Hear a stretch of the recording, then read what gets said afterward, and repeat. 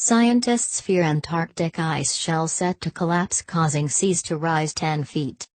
A rift in the Larsen Sea ice shelf is growing, with a huge block of ice due to break free.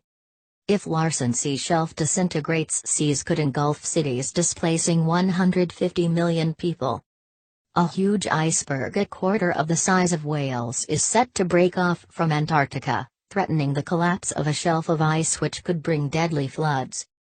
Scientists say a rift in the Larsen Sea ice shelf is growing bigger and bigger, and with just 20 kilometers holding it in place, the 5,000 square kilometers bit of ice is expected to break free in the near future. The 350 meters thick iceberg will be a quarter of the size of Wales, making it one of the biggest ever seen, and currently floats on the edge of West Antarctica, holding back glaciers that feed into it. This means that when it splits off, the glaciers behind it will flow out to the sea and could bring huge floods. Researchers claim sea levels could rise by 10 feet if the whole ice shelf breaks up in the future after Larsen Sea. Larsen Sea's rift surged in December, with the future iceberg set to detach over the next couple of months. Research project leader Professor Adrian Luckman of Swansea University told the BBC, "If it doesn't go in the next few months, I'll be amazed." The eventual consequences might be the ice shelf collapsing in years to decades. Scientists been tracking the rift in Larsen Sea for years after Larsen A collapsed in 1995 and Larsen B in 2002.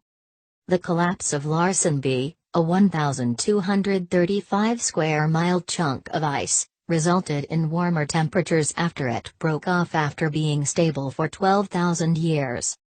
The whole of the West Antarctic ice sheet could collapse within the next century, leading to a dramatic rise in sea levels and cities engulfed in water.